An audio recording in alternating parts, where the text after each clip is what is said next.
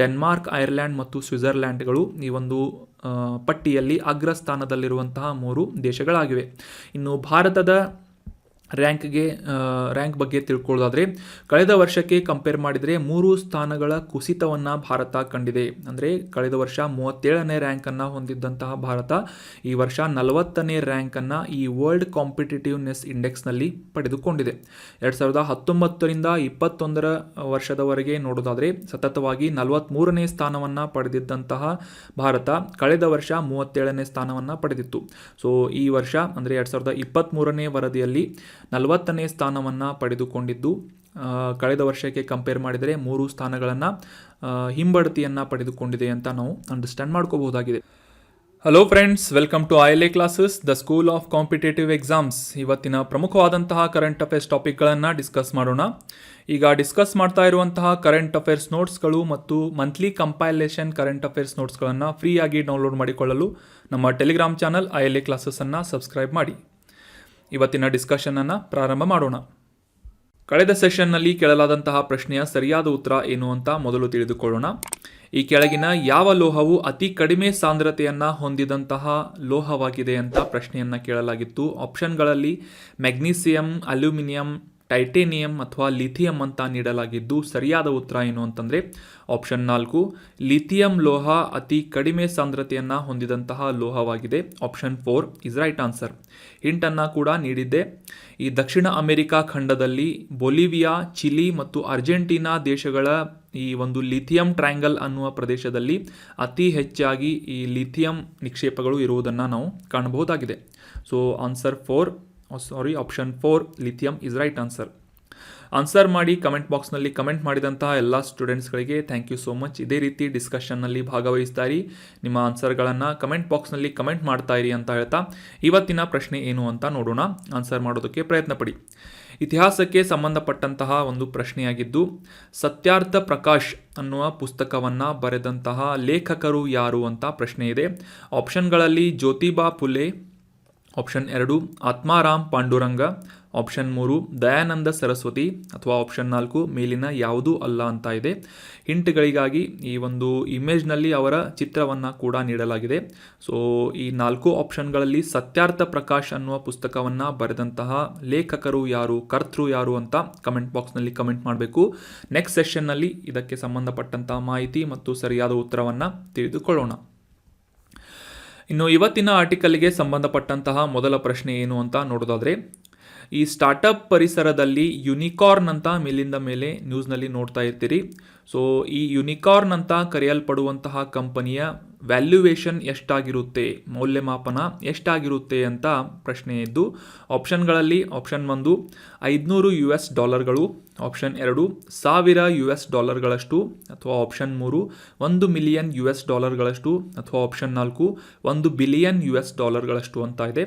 So ಸರಿಯಾದ ಉತ್ತರ ಏನು ಅಂತಂದರೆ ಆಪ್ಷನ್ 4 ಈ ಯುನಿಕಾರ್ನ್ ಅಂತ ಕರೆಯಲ್ಪಡುವಂತಹ ಸ್ಟಾರ್ಟಪ್ ಕಂಪನಿ ಒಟ್ಟು ಮಿನಿಮಮ್ ಆಗಿ $1 ಬಿಲಿಯನ್ ಅಷ್ಟು ಅಂದರೆ $1 ಶತಕೋಟಿ ಈ ಒಂದು ಮೌಲ್ಯಮಾಪನವನ್ನು ಅಥವಾ ಇವ್ಯಾಲ್ಯೂಯೇಷನನ್ನು ಹೊಂದಿರಬೇಕು. ಅಂದರೆ ಆ ಒಂದು ಕಂಪನಿಯನ್ನು ಸ್ಟಾರ್ಟಪ್ಪನ್ನು ಯುನಿಕಾರ್ನ್ ಸ್ಟಾರ್ಟಪ್ ಅಂತ ಕರೆಯಲಾಗುತ್ತೆ. So option 4 is right answer.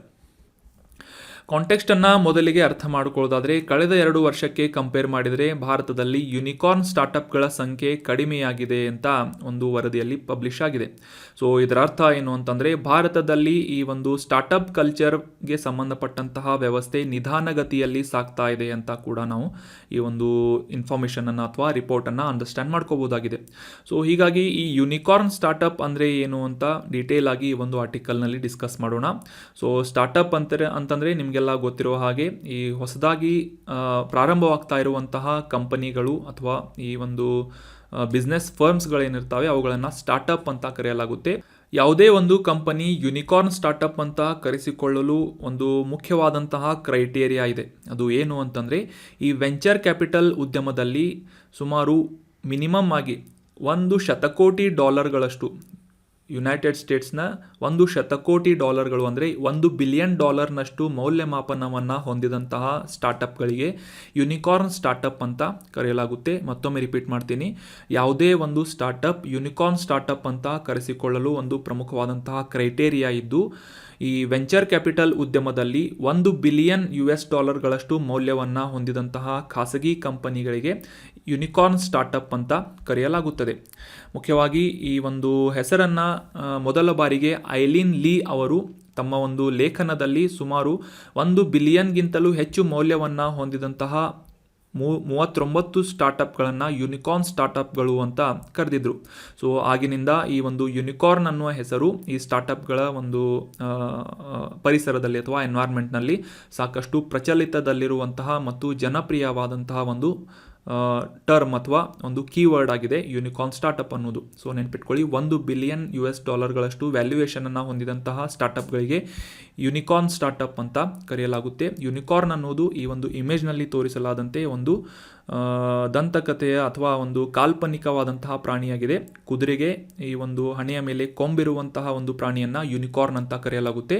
So ಈ ವೆಂಚರ್ ಕ್ಯಾಪಿಟಲ್ ಉದ್ಯಮದಲ್ಲಿ ಯೂನಿಕಾರ್ನ್ ಸ್ಟಾರ್ಟಪ್ಗಳು ಅಂತಂದರೆ $1 ಬಿಲಿಯನ್ ವ್ಯಾಲ್ಯೂಯೇಷನನ್ನು ಹೊಂದಿದಂತಹ ಸ್ಟಾರ್ಟಪ್ಗಳಿಗೆ ಯೂನಿಕಾರ್ನ್ ಸ್ಟಾರ್ಟಪ್ ಅಂತ ಕರೆಯಲಾಗುತ್ತದೆ. ಸೊ ಭಾರತದಲ್ಲಿರುವಂತಹ ಕೆಲವೊಂದಿಷ್ಟು ಪ್ರಮುಖ ಯೂನಿಕಾರ್ನ್ ಸ್ಟಾರ್ಟಪ್ಗಳನ್ನು ಕೂಡ ನೀವು ನೋಡ್ಬೋದು. ಭಾರತದಲ್ಲಿ ನಿಮಗೆಲ್ಲ ಗೊತ್ತಿರುವ ಹಾಗೆ ಈ ಒಂದು ಎಜುಕೇಷನ್ ಸೆಕ್ಟರ್ಗೆ ಸಂಬಂಧಪಟ್ಟಂತಹ ಬೈಜೂಸ್ ಆಗಿರ್ಬೋದು, ಕ್ರೆಡ್ ಅನ್ನುವ ಒಂದು ಅಪ್ಲಿಕೇಶನ್ ಆಗಿರ್ಬೋದು, ಮತ್ತು ಮೀಶೋ ಅನ್ನುವ ಈ ಒಂದು ಕಂಪನಿ ಆಗಿರ್ಬೋದು, ಮತ್ತು ಈ ರೇಸರ್ ಪ್ಲೇ ಆಗಿರ್ಬೋದು, ಝೆರೋದಾ ಮತ್ತು ಗ್ರೋ ಅನ್ನುವ ಈ ಒಂದು ಶೇರ್ ಮಾರ್ಕೆಟ್ಗೆ ಸಂಬಂಧಪಟ್ಟಂತಹ ಅಪ್ಲಿಕೇಶನ್ ಕಂಪನಿ ಆಗಿರ್ಬೋದು, ಶೇರ್ ಚಾಟ್ ಆಗಿರ್ಬೋದು. ಸೊ ಈ ಎಲ್ಲ ಕಂಪನಿಗಳು $1 ಬಿಲಿಯನ್ ಹೆಚ್ಚಾದಂತಹ ಮೌಲ್ಯಮಾಪನವನ್ನು ಹೊಂದಿರುವುದರಿಂದ ಇವುಗಳನ್ನು ಭಾರತದಲ್ಲಿ ಯೂನಿಕಾರ್ನ್ ಸ್ಟಾರ್ಟಪ್ಸ್ ಅಂತ ಗುರುತಿಸಲಾಗುತ್ತದೆ. ಸೊ ಪ್ರಸ್ತುತವಾಗಿ ಈ ಒಂದು ಹಣಕಾಸು ಕಾರ್ಯಕ್ಷಮತೆಯನ್ನು ಸ್ಪಷ್ಟವಾಗಿ ಈ ಒಂದು $ಗಳು ಅಂದರೆ $1 ಬಿಲಿಯನ್ ಹೊಂದಿಲ್ಲದೆ ಇದ್ದರೂ ಕೂಡ ಅವುಗಳ ಬೆಳವಣಿಗೆಯ ಸಾಮರ್ಥ್ಯದ ಆಧಾರದ ಮೇಲೆ ಈ ಒಂದು ಈ ಸ್ಟಾರ್ಟಪ್ಗಳನ್ನು ಯೂನಿಕಾರ್ನ್ ಸ್ಟಾರ್ಟಪ್ಗಳು ಅಂತ ಈ ವೆಂಚರ್ ಕ್ಯಾಪಿಟಲಿಸ್ಟ್ಗಳು ಅಂತಂದರೆ ಈ ಒಂದು ಬಂಡವಾಳ ಹೂಡಿಕೆಯ ಕ್ಷೇತ್ರದಲ್ಲಿ ಇನ್ವೆಸ್ಟ್ ಮಾಡುವಂತಹ ವ್ಯಕ್ತಿಗಳನ್ನು ಅಥವಾ ಫರ್ಮ್ಗಳನ್ನು ವೆಂಚರ್ ಕ್ಯಾಪಿಟಲಿಸ್ಟ್ಸ್ ಅಂತ ಕರೆಯಲಾಗುತ್ತೆ.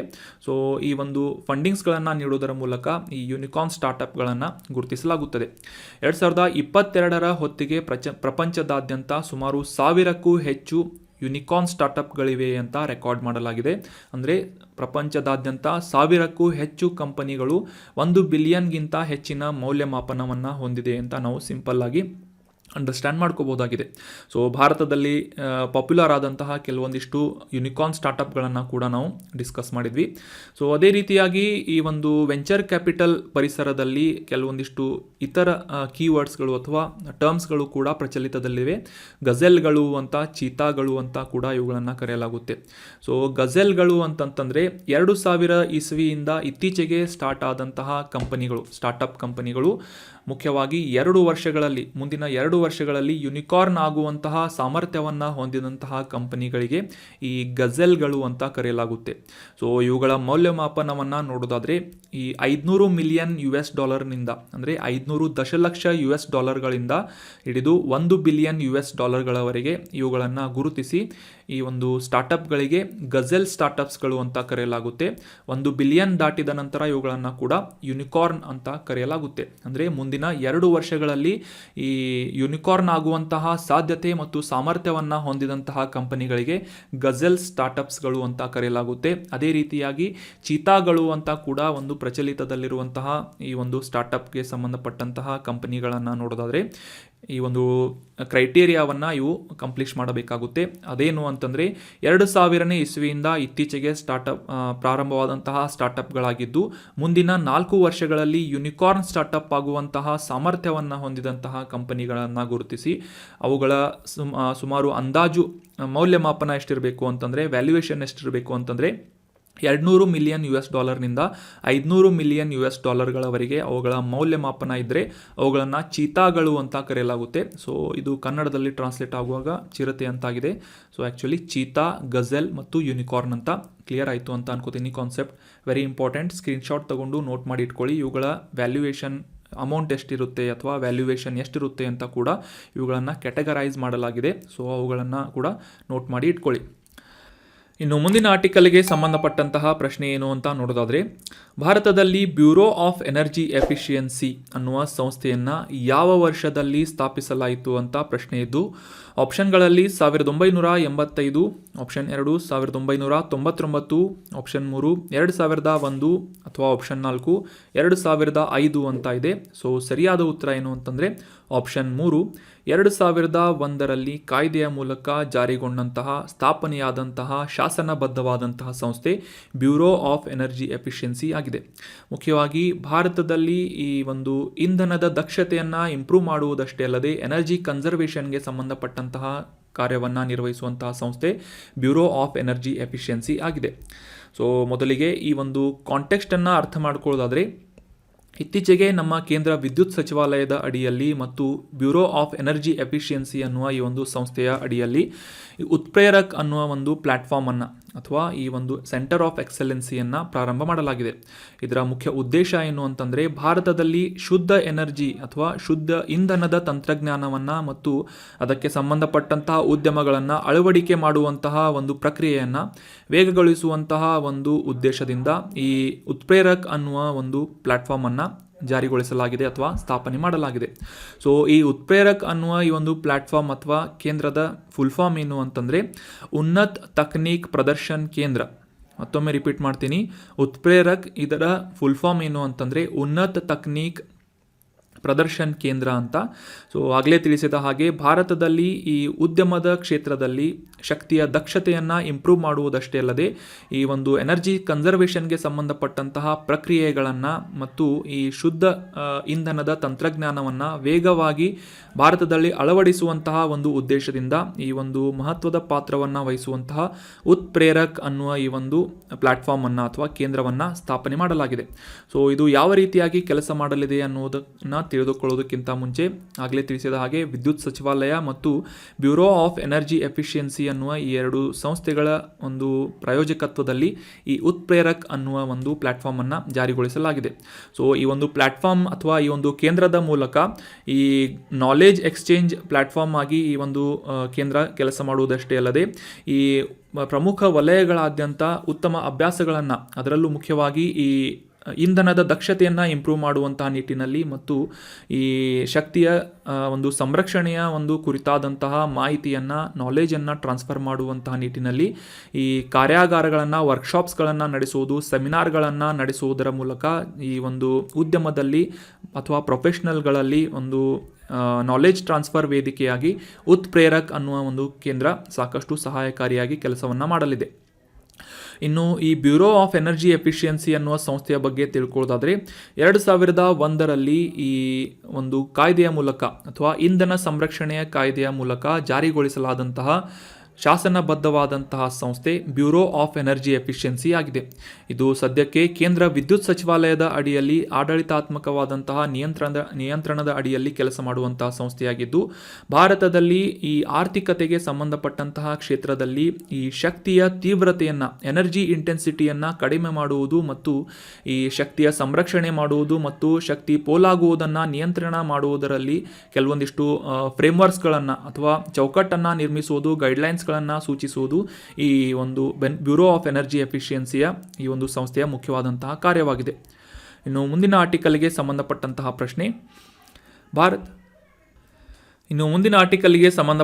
ಪ್ರಶ್ನೆ, ಭಾರತದಲ್ಲಿ EPFO ಅನ್ನುವ ಸಂಸ್ಥೆ ಈ ಕೆಳಗಿನ ಯಾವ ಸಚಿವಾಲಯದ ಆಡಳಿತಾತ್ಮಕ ನಿಯಂತ್ರಣದಲ್ಲಿದೆ ಅಂತ ಪ್ರಶ್ನೆ ಇದ್ದು, ಆಪ್ಷನ್ಗಳಲ್ಲಿ ಹಣಕಾಸು ಸಚಿವಾಲಯ, ಆಪ್ಷನ್ 2 ಗೃಹ ವ್ಯವಹಾರಗಳ ಸಚಿವಾಲಯ, ಆಪ್ಷನ್ 3 ಕಾರ್ಮಿಕ ಮತ್ತು ಕೈಗಾರಿಕೆಗಳ ಸಚಿವಾಲಯ ಅಥವಾ ಆಪ್ಷನ್ 4 ಮಾನವ ಸಂಪನ್ಮೂಲ ಸಚಿವಾಲಯ ಅಂತ ಇದೆ.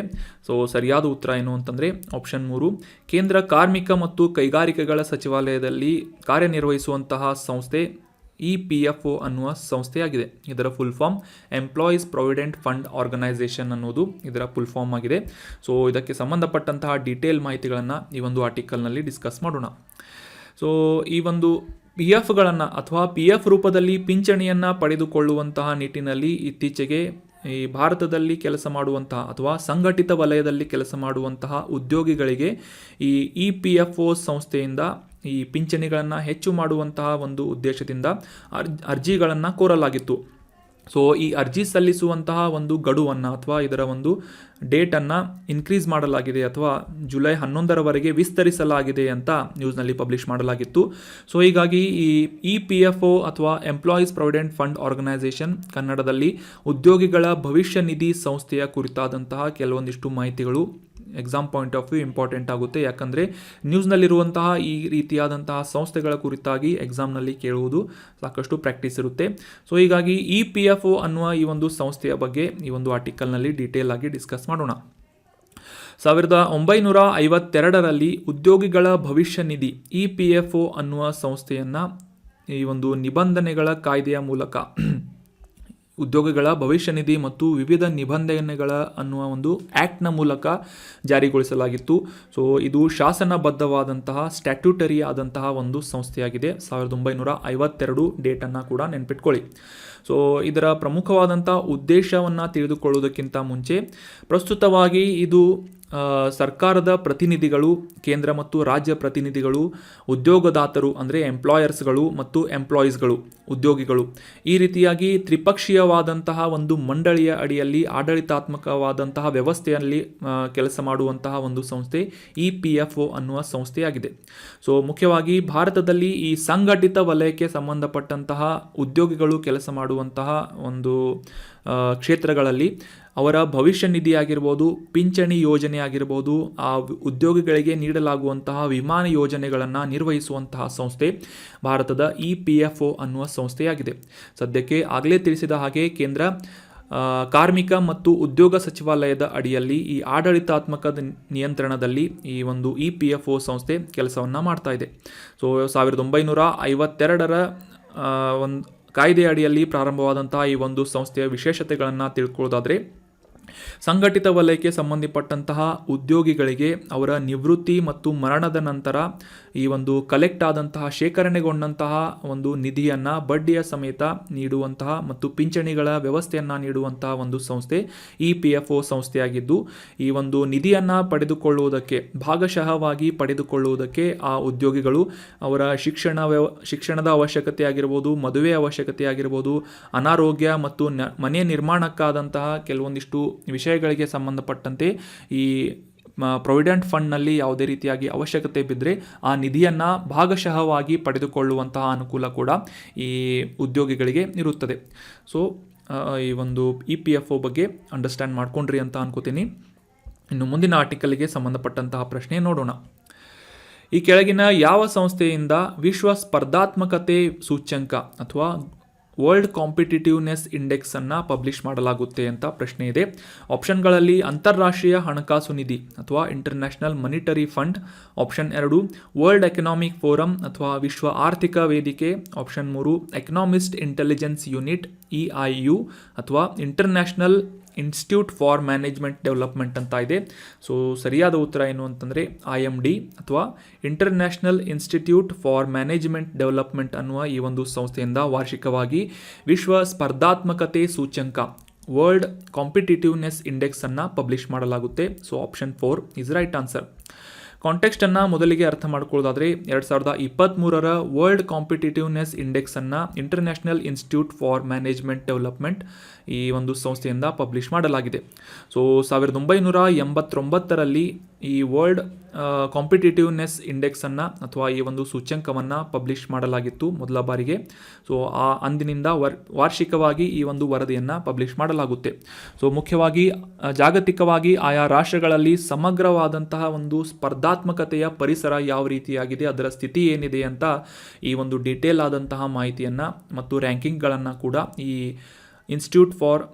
International institute for management development ಅನ್ನುವ ಸಂಸ್ಥೆಯಿಂದ ಪಬ್ಲಿಷ್ ಮಾಡಲಾಗುತ್ತೆ. ಮುಖ್ಯವಾಗಿ 336 ಸ್ಪರ್ಧಾತ್ಮಕತೆಗೆ ಸಂಬಂಧಪಟ್ಟಂತಹ ಕಾಂಪಿಟಿಟಿವ್ನೆಸ್ಗೆ ಸಂಬಂಧಪಟ್ಟಂತಹ ಮಾನದಂಡಗಳನ್ನು ಆಧರಿಸಿ 4 ಪ್ರಮುಖ ಅಂಶಗಳ ಆಧಾರದ ಮೇಲೆ ಈ ಕಾಂಪಿಟಿಟಿವ್ನೆಸ್ ಇಂಡೆಕ್ಸನ್ನು ಪಬ್ಲಿಷ್ ಮಾಡಲಾಗುತ್ತೆ. ಆ 4 ಅಂಶಗಳು ಯಾವುವು ಅಂತಂದರೆ, ಆಯಾ ರಾಷ್ಟ್ರದಲ್ಲಿರುವಂತಹ ಆರ್ಥಿಕ ಕಾರ್ಯಕ್ಷಮತೆ, ಆಯಾ ರಾಷ್ಟ್ರಕ್ಕೆ ಸದ್ಯಕ್ಕೆ ಇರುವಂತಹ ಆರ್ಥಿಕ ಕಾರ್ಯಕ್ಷಮತೆ ಆಗಿರ್ಬೋದು, ಮತ್ತು ಆಯಾ ದೇಶದ ಸರ್ಕಾರದ ದಕ್ಷತೆಯಾಗಿರ್ಬೋದು, ವ್ಯಾಪಾರದ ದಕ್ಷತೆಯಾಗಿರ್ಬೋದು, ಅಥವಾ ಮೂಲಸೌಕರ್ಯ ಅಥವಾ ಇನ್ಫ್ರಾಸ್ಟ್ರಕ್ಚರ್ ಸ್ಟೇಟಸ್ ಆಗಿರ್ಬೋದು. ಈ ರೀತಿಯಾದಂತಹ 4 ಪ್ರಮುಖ ಅಂಶಗಳನ್ನು ಆಧರಿಸಿ ವಿಶ್ವ ಸ್ಪರ್ಧಾತ್ಮಕತೆ ಸೂಚ್ಯಂಕವನ್ನು ಪಬ್ಲಿಷ್ ಮಾಡಲಾಗುತ್ತೆ ಈ international institute for management development ಅಥವಾ IMD ಅನ್ನುವ ಸಂಸ್ಥೆಯಿಂದ. ಸೊ IMD ಅಂದರೆ ಕನ್ಫ್ಯೂಸ್ ಮಾಡ್ಕೋಬೇಡಿ, ಇಂಡಿಯನ್ ಮೆಟ್ರೋಲಾಜಿಕಲ್ ಡಿಪಾರ್ಟ್ಮೆಂಟ್ ಅಂತ.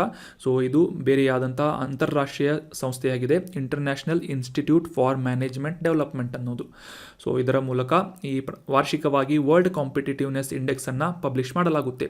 ಸೊ 2023 ಈ ಒಂದು ವರದಿಯ ಮುಖ್ಯ ಅಂಶಗಳನ್ನು ನೋಡೋದಾದರೆ, ಡೆನ್ಮಾರ್ಕ್ ಈ ಒಂದು ಸೂಚ್ಯಂಕದಲ್ಲಿ ಪ್ರಥಮ ಸ್ಥಾನವನ್ನು ಪಡೆದಿದ್ದರೆ, ನಂತರದ ರ್ಯಾಂಕ್ಗಳನ್ನು ಐರ್ಲ್ಯಾಂಡ್ ಮತ್ತು ಸ್ವಿಟ್ಜರ್ಲ್ಯಾಂಡ್ಗಳು ಪಡೆದಿವೆ. ಸೊ ಮುಖ್ಯವಾಗಿ 64 ಆರ್ಥಿಕತೆಗಳು ಅಥವಾ 64 ದೇಶಗಳ ಆಧಾರದ ಒಂದು ಸರ್ವೆಗಳ ಮೂಲಕ ಈ ಒಂದು ಸ್ಪರ್ಧಾತ್ಮಕ ಸೂಚ್ಯಂಕವನ್ನು ಪಬ್ಲಿಷ್ ಮಾಡಲಾಗಿದ್ದು, ಡೆನ್ಮಾರ್ಕ್, ಐರ್ಲ್ಯಾಂಡ್ ಮತ್ತು ಸ್ವಿಟ್ಜರ್ಲ್ಯಾಂಡ್ಗಳು ಈ ಒಂದು ಪಟ್ಟಿಯಲ್ಲಿ ಅಗ್ರಸ್ಥಾನದಲ್ಲಿರುವಂತಹ 3 ದೇಶಗಳಾಗಿವೆ. ಇನ್ನು ಭಾರತದ ರ್ಯಾಂಕ್ ಬಗ್ಗೆ ತಿಳ್ಕೊಳ್ಳೋದಾದರೆ, ಕಳೆದ ವರ್ಷಕ್ಕೆ ಕಂಪೇರ್ ಮಾಡಿದರೆ 3 ಸ್ಥಾನಗಳ ಕುಸಿತವನ್ನು ಭಾರತ ಕಂಡಿದೆ. ಅಂದರೆ ಕಳೆದ ವರ್ಷ 37ನೇ ರ್ಯಾಂಕನ್ನು ಹೊಂದಿದ್ದಂತಹ ಭಾರತ ಈ ವರ್ಷ 40ನೇ ರ್ಯಾಂಕನ್ನು ಈ ವರ್ಲ್ಡ್ ಕಾಂಪಿಟಿಟಿವ್ನೆಸ್ ಇಂಡೆಕ್ಸ್ನಲ್ಲಿ ಪಡೆದುಕೊಂಡಿದೆ. 2019ರಿಂದ 21 ವರ್ಷದವರೆಗೆ ನೋಡೋದಾದರೆ ಸತತವಾಗಿ 43ನೇ ಸ್ಥಾನವನ್ನು ಪಡೆದಿದ್ದಂತಹ ಭಾರತ ಕಳೆದ ವರ್ಷ 37ನೇ ಸ್ಥಾನವನ್ನು ಪಡೆದಿತ್ತು. ಸೊ ಈ ವರ್ಷ ಅಂದರೆ 2023ನೇ ವರದಿಯಲ್ಲಿ 40ನೇ ಸ್ಥಾನವನ್ನು ಪಡೆದುಕೊಂಡಿದ್ದು, ಕಳೆದ ವರ್ಷಕ್ಕೆ ಕಂಪೇರ್ ಮಾಡಿದರೆ 3 ಸ್ಥಾನಗಳನ್ನು ಹಿಂಬಡ್ತಿಯನ್ನು ಪಡೆದುಕೊಂಡಿದೆ ಅಂತ ನಾವು ಅಂಡರ್ಸ್ಟ್ಯಾಂಡ್ ಮಾಡ್ಕೋಬಹುದಾಗಿದೆ. ಸೊ ಭಾರತದಲ್ಲಿ ಪ್ರಮುಖವಾಗಿ ಈ ಒಂದು 4 ಅಂಶಗಳನ್ನು ಡಿಸ್ಕಸ್ ಮಾಡಿದ್ವಿ. ಸೊ ಈ 4 ಅಂಶಗಳಲ್ಲಿ ಭಾರತದಲ್ಲಿ ಈ ಸರ್ಕಾರದ ದಕ್ಷತೆ ಅನ್ನುವ ಅಂಶದಲ್ಲಿ ಸಾಕಷ್ಟು ಇಂಪ್ರೂವ್ಮೆಂಟ್ಸ್ಗಳನ್ನು ಕಂಡಿದ್ದರೂ ಕೂಡ ವ್ಯಾಪಾರ ದಕ್ಷತೆ, ಮೂಲ ಸೌಕರ್ಯ ಮತ್ತು ಆರ್ಥಿಕ ಕಾರ್ಯಕ್ಷಮತೆಯ ಅನ್ನುವ ಈ ಒಂದು ಅಂಶಗಳಲ್ಲಿ ಈ ಇತರ ದೇಶಗಳಿಂದ ಹಿಂದಿರುವಂತಹ ಒಂದು ಸ್ಟೇಟಸನ್ನು ಹೊಂದಿರುವುದರಿಂದ ಭಾರತಕ್ಕೆ ಈ ಒಂದು ವಿಶ್ವ ಸ್ಪರ್ಧಾತ್ಮಕ ಸೂಚ್ಯಂಕದಲ್ಲಿ 40ನೇ ಸ್ಥಾನ ಲಭಿಸಿದೆ. ಸೊ ನೆನ್ಪಿಟ್ಕೊಳ್ಳಿ, ಈ ಒಂದು ರ್ಯಾಂಕ್ಗಳನ್ನು ಮತ್ತು ಈ ಕಾಂಪಿಟಿಟಿವ್ನೆಸ್ ಇಂಡೆಕ್ಸ್ ಅಥವಾ ಈ ವಿವಿಧ ಸೂಚ್ಯಂಕಗಳನ್ನು ಪಬ್ಲಿಷ್ ಮಾಡುವಂತಹ ಸಂಸ್ಥೆಗಳ ಕುರಿತಾಗಿ ಎಕ್ಸಾಮ್ನಲ್ಲಿ ಕೇಳ್ತಾ ಇರ್ತಾರೆ. ಅದೇ ರೀತಿಯಾಗಿ ಯಾವ ಅಂಶಗಳ ಆಧಾರದ ಮೇಲೆ ಈ ಸೂಚ್ಯಂಕಗಳನ್ನು ವರದಿ ಮಾಡಲಾಗುತ್ತೆ ಅಂತ ಕೂಡ ಕೇಳ್ತಾ ಇರ್ತಾರೆ. ಸೊ ಅವುಗಳನ್ನು ಕೂಡ ಡಿಸ್ಕಸ್ ಮಾಡಿದ್ವಿ. ಆರ್ಥಿಕ ಕಾರ್ಯಕ್ಷಮತೆ, ಸರ್ಕಾರದ ದಕ್ಷತೆ, ವ್ಯಾಪಾರದ ದಕ್ಷತೆ ಮತ್ತು ಮೂಲ ಸೌಕರ್ಯ ಅನ್ನುವ 4 ಅಂಶಗಳ ಆಧಾರದ ಮೇಲೆ ಈ ವರ್ಲ್ಡ್ ಕಾಂಪಿಟಿಟಿವ್ನೆಸ್ ಇಂಡೆಕ್ಸ್ ಅನ್ನುವ ಈ ವರದಿಯನ್ನು ಪಬ್ಲಿಷ್ ಮಾಡಲಾಗುತ್ತೆ ಅಂತ. ಇನ್ನು ಮುಂದಿನ ಆರ್ಟಿಕಲ್ಗೆ ಸಂಬಂಧಪಟ್ಟಂತಹ ಕಾಂಟೆಕ್ಸ್ಟನ್ನು ಅರ್ಥ ಮಾಡ್ಕೊಳ್ಳೋದಾದರೆ, ಕೇಂದ್ರ ಮೀನುಗಾರಿಕೆ, ಪಶುಸಂಗೋಪನೆ ಮತ್ತು ಹೈನುಗಾರಿಕೆ ಸಚಿವಾಲಯದಿಂದ ಈ ನಂದಿ ಪೋರ್ಟಲ್ ಅನ್ನುವ ಒಂದು ಪ್ಲ್ಯಾಟ್ಫಾರ್ಮನ್ನು, ಆನ್ಲೈನ್ ಪೋರ್ಟಲನ್ನು ಪ್ರಾರಂಭ ಮಾಡಲಾಗಿದೆ. ಮುಖ್ಯವಾಗಿ ಈ ಹೈನುಗಾರಿಕೆ, ಪಶುಸಂಗೋಪನೆ ಮತ್ತು ಈ ಮೀನುಗಾರಿಕೆಗೆ ಸಂಬಂಧಪಟ್ಟಂತೆ ಆಯಾ ಕ್ಷೇತ್ರಕ್ಕೆ ಸಂಬಂಧಪಟ್ಟಂತೆ ಔಷಧ ಮತ್ತು ಐನೋಕ್ಯುಲೇಷನ್ ಸಿಸ್ಟಮ್ ಅಥವಾ ಈ ಲಸಿಕೆಯನ್ನು ನೀಡುವಂತಹ ವ್ಯವಸ್ಥೆಯನ್ನು ಇನ್ನೂ ಹೆಚ್ಚಿನ ರೀತಿಯಲ್ಲಿ ವ್ಯವಸ್ಥಿತಗೊಳಿಸುವಂತಹ ಉದ್ದೇಶದಿಂದ ಈ ಒಂದು ನಂದಿ ಅನ್ನುವ ಪೋರ್ಟಲನ್ನು ಜಾರಿಗೊಳಿಸಲಾಗಿದೆ. So that was all about today's discussion. ಈಗ ಡಿಸ್ಕಸ್ ಮಾಡಲಾದಂಥ ಎಲ್ಲ ಆರ್ಟಿಕಲ್ಸ್ಗಳನ್ನು ಮತ್ತೊಮ್ಮೆ ರಿವೈಸ್ ಮಾಡ್ಕೊಂಡು ಬಿಡೋಣ. ಮೊದಲನೇ ಆರ್ಟಿಕಲ್ನಲ್ಲಿ ಎಕನಾಮಿಗೆ ಸಂಬಂಧಪಟ್ಟಂತಹ ಆರ್ಟಿಕಲ್, ಭಾರತದಲ್ಲಿ ಯೂನಿಕಾರ್ನ್ ಸ್ಟಾರ್ಟಪ್ ಅಥವಾ ಅಂತಾರಾಷ್ಟ್ರೀಯ ಮಟ್ಟದಲ್ಲಿ ಯೂನಿಕಾರ್ನ್ ಸ್ಟಾರ್ಟಪ್ ಅಂದರೆ ಏನು ಅಂತ ಡೀಟೇಲ್ ಆಗಿ ಡಿಸ್ಕಸ್ ಮಾಡಿದ್ವಿ. ಯಾವ ಒಂದು ಮೌಲ್ಯಮಾಪನವನ್ನು ಹೊಂದಿದ್ರೆ ಯಾವುದೇ ಒಂದು ಕಂಪನಿಯನ್ನು ಅಥವಾ ಸ್ಟಾರ್ಟಪ್ಪನ್ನು ಯೂನಿಕಾರ್ನ್ ಸ್ಟಾರ್ಟಪ್ ಅಂತ ಕರೆಯಲಾಗುತ್ತೆ ಅಂತ ತಿಳ್ಕೊಂಡ್ವಿ. ಭಾರತದಲ್ಲಿರುವಂತಹ ಪ್ರಮುಖ ಸ್ಟಾರ್ಟಪ್ಗಳು ಅಥವಾ ಯೂನಿಕಾರ್ನ್ ಸ್ಟಾರ್ಟಪ್ಗಳು ಯಾವುವು ಅಂತ ಕೂಡ ಅಂಡರ್ಸ್ಟ್ಯಾಂಡ್ ಮಾಡ್ಕೊಂಡ್ವಿ. ನಂತರ ಈ ಅದೇ ಒಂದು ಫೀಲ್ಡ್ಗೆ ಸಂಬಂಧಪಟ್ಟಂತೆ ಗಜೆಲ್ ಅನ್ನುವ ಸ್ಟಾರ್ಟಪ್ಗಳು ಅಂದರೆ ಏನು, ಚೀತಾ ಸ್ಟಾರ್ಟಪ್ಗಳು ಅಂದರೆ ಏನು ಅಂತ ಇವುಗಳ ಡಿಫ್ರೆನ್ಸನ್ನು ಕೂಡ ಅಂಡರ್ಸ್ಟ್ಯಾಂಡ್ ಮಾಡ್ಕೊಂಡ್ವಿ. ನಂತರದ ಆರ್ಟಿಕಲ್ನಲ್ಲಿ ಉತ್ಪ್ರೇರಕ್ ಅನ್ನುವ ಈ ಒಂದು ಕ್ಲೀನ್ ಎನರ್ಜಿಗೆ ಸಂಬಂಧಪಟ್ಟಂತಹ ಟೆಕ್ನಾಲಜಿಯನ್ನು ಭಾರತದಲ್ಲಿ ಇಂಪ್ಲಿಮೆಂಟ್ ಮಾಡುವಂತಹ ನಿಟ್ಟಿನಲ್ಲಿ ಈ ಸೆಂಟರ್ ಆಫ್ ಎಕ್ಸಲೆನ್ಸಿಯನ್ನು ಪ್ರಾರಂಭ ಮಾಡಲಾಗಿದೆ ಅಂತ ಅಂಡರ್ಸ್ಟ್ಯಾಂಡ್ ಮಾಡ್ಕೊಂಡ್ವಿ. ಬ್ಯೂರೋ ಆಫ್ ಎನರ್ಜಿ ಎಫಿಷಿಯನ್ಸಿಯಿಂದ ಈ ಒಂದು ಉತ್ಪ್ರೇರಕ್ ಅನ್ನುವ ಕೇಂದ್ರವನ್ನು ಸ್ಥಾಪನೆ ಮಾಡಲಾಯಿತು ಅಂತ ತಿಳ್ಕೊಂಡ್ವಿ. ನಂತರದ ಆರ್ಟಿಕಲ್ನಲ್ಲಿ ಈ EPF ಅಥವಾ ಎಂಪ್ಲಾಯೀಸ್ ಪ್ರಾವಿಡೆಂಟ್ ಫಂಡ್ ಆರ್ಗನೈಸೇಷನ್ ಕುರಿತಾದಂತಹ ಈ ಒಂದು ಸಂಸ್ಥೆಯ ಕುರಿತಾದಂತಹ ಡೀಟೇಲ್ ಮಾಹಿತಿಗಳು ಮತ್ತು ಇದರ ಒಂದು ಪ್ರಯೋಜನಗಳು ಏನು ಅಂತ ಡೀಟೇಲ್ ಆಗಿ ಅಂಡರ್ಸ್ಟ್ಯಾಂಡ್ ಮಾಡ್ಕೊಂಡ್ವಿ. ನಂತರದ ಆರ್ಟಿಕಲ್ನಲ್ಲಿ ಈ ವರ್ಲ್ಡ್ ಕಾಂಪಿಟೇಟಿವ್ನೆಸ್ ಇಂಡೆಕ್ಸ್ ಕುರಿತಾದಂತಹ ಇತ್ತೀಚಿನ ವರದಿಯ ಬಗ್ಗೆ ಡೀಟೇಲ್ ಆಗಿ ಅಂಡರ್ಸ್ಟ್ಯಾಂಡ್ ಮಾಡ್ಕೊಂಡ್ವಿ. ಈ ಒಂದು ಸೂಚ್ಯಂಕದಲ್ಲಿ ಭಾರತ 40ನೇ ಸ್ಥಾನವನ್ನು ಪಡೆದುಕೊಂಡಿದೆ ಅಂತ ಕೂಡ ಅಂಡರ್ಸ್ಟ್ಯಾಂಡ್ ಮಾಡ್ಕೊಂಡ್ವಿ. So that was all about today's discussion. ಈ ಕಂಟೆಂಟನ್ನು ನಿಮ್ಮ ಎಲ್ಲ ಫ್ರೆಂಡ್ಸ್ಗಳ ಜೊತೆ ಶೇರ್ ಮಾಡಿ. Thank you so much for joining the ಡಿಸ್ಕಷನ್ನಲ್ಲಿ ಕೇಳಲಾದಂತಹ ಪ್ರಶ್ನೆಗೆ ಆನ್ಸರ್ ಮಾಡೋದಕ್ಕೆ ಪ್ರಯತ್ನ ಮಾಡಿ ಅಂತ ಹೇಳ್ತಾ thank you so much. Have a nice day.